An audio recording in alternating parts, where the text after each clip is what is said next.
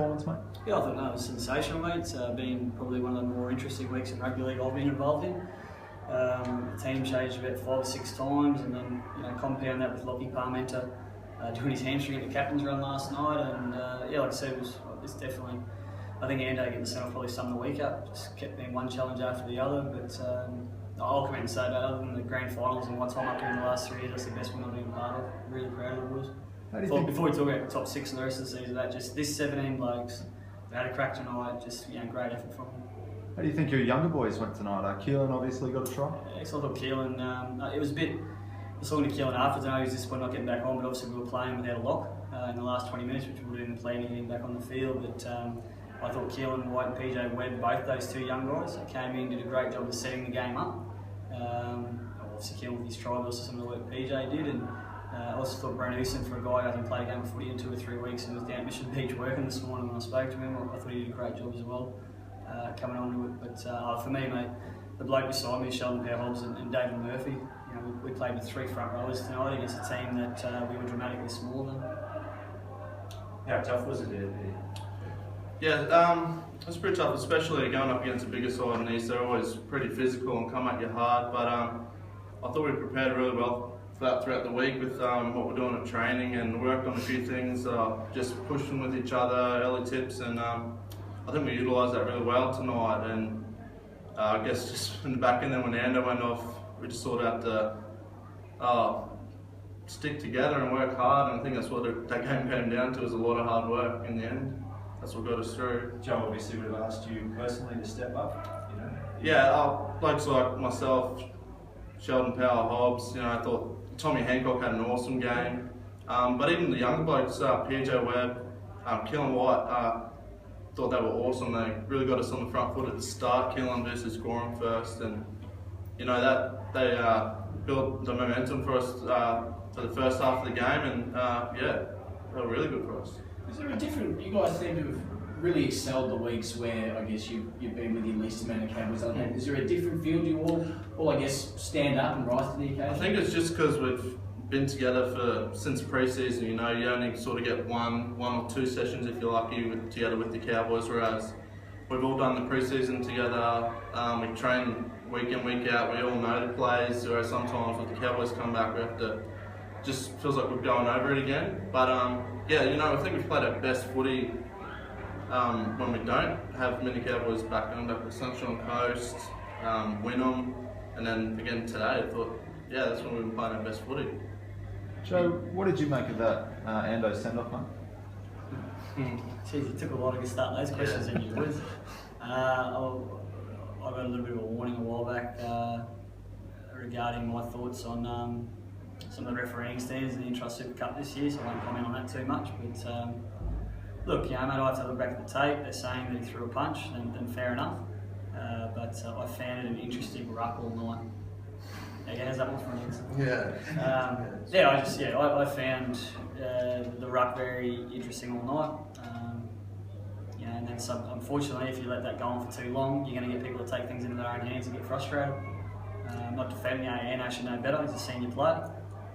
But also, he had some interesting headlocks going on with him inside that tackle leading up to it. I think one of many that I saw tonight. I mean, at half time, when you got that many blokes talking about what's going on in the ruck, sooner or later it was going to happen. And as I said, poor decision by Ando. He knows that. He's downstairs. He felt like he let the boys down, and as a captain, but at the same time, that can be squashed a lot earlier with better control as the game goes on.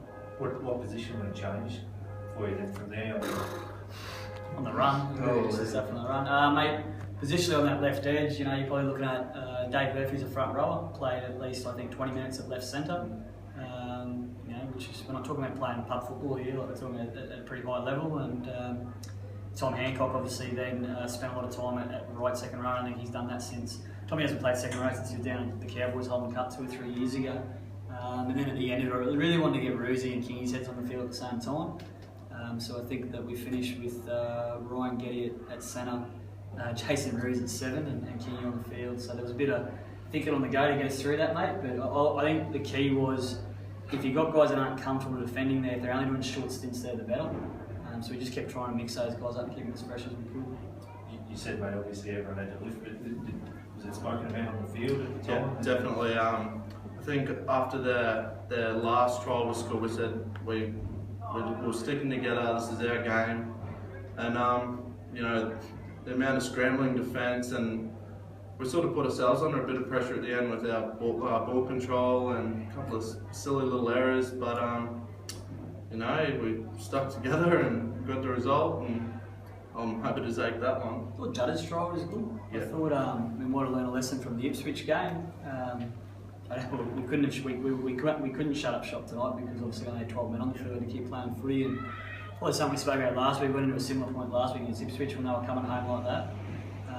And I actually thought it was probably one of the better tries of the night. It was good shape, and it was good to see the boys, I guess, not panic but realise they still need to put more points on the board. I think that was a big try. I don't know how we would have gone holding on to only a 6-point lead for another 15 minutes at that stage. That 10-point buffer really mentally and physically gives you a bit of a second wind. What was the exchange between you and it seemed Shane and Ben on the field after Link's try? They seemed to look up to you and have a joke at you. What was going on there? What's going on there, mate? I So, thought it was a great kick. Nah, look, mate, I think they were just obviously just checking with him what I thought about the tackle one kick option. But I thought he was great. Yeah, look, I know he's beaten himself up downstairs, Link, about that one error that led to their second try, but if you're one of these guys all night and you turn around watching a kid like Link Port sprint the ball back like that, making 20-25 metres for you to carry, it makes your life a whole lot easier. And mate, I thought he had a great game. And that, for me, is another thing too, taking away everything. You know, you take away Link's, that was a pretty soft try, obviously. That's just a footy error. That's not a technical thing. Like, Link knocks the ball on, they score. And you take that away, that's 6 points. You know, one try, 6-point game off the back of obviously our defence from last week. And to do that with 12 blokes for 30 minutes, I thought was great. And in saying that, we're playing against a quality rugby league club here as well, in the last 2 grand finals. Depending how points go and other games and things, you could be in the top 6 now. Are you quite happy with how everything's going at this point of the season? Yeah, 100%. I just said to the boys then, we'll talk about, I don't know, I think Sunny Coast and Mackay were playing tonight as well, and there's a couple other games going on, but we'll talk about that on Tuesday. Tonight's about 17 blokes that I think have had a very interesting week. Just enjoying the moment, mate. I think we get too carried away too, sometimes in that sense, and these blokes deserve to let their head down tonight, have a bit of beer and relax and just appreciate the moment, and what they did tonight, and then we'll talk on Tuesday again about finals and the rest of the season and things like that. But whatever happened in the other results, same old story. I'm getting sick of this cliche. We wake up in 7th, we'll wake up in 7th probably again, and sooner or later the ladder will take care of itself. We just got to keep doing what we're doing. You've been saying all year, it's very much about this year, obviously not last year, but you've got to be excited about 2016 now. If you keep some of these young guys together, there's obviously a fair bit of potential. 16th debutant of the year was meant to be Lockie Parmenter, obviously, coming in, and I had a few people raise their eyebrows at me at the start of the year, a rookie head coach with such a big squad for a pre-season, 41-42, but I didn't expect to hear some of these guys this early, but the experience that we've got out of that pre-season is the only way they could have handled tonight. I think PJ and Keelan experience out of things like the return to Redfern that really paid off in the back end of that game. That being able to be involving those young guys in that stuff this year. So, look, maybe there's a lot of stuff going on at the moment in regards to, obviously we're getting less allocations now with Blackhawks this year and that, and we are a club that has prided ourselves on being built to give local guys a pathway, and things like what we did tonight excites me going into next year. I wouldn't say we're a development club, but that is the idea of ISC, bringing young guys through an opportunity to kick on. And nights like tonight really make me keen for next year. Can't wait. Cool. Sweet. Go on, Nate.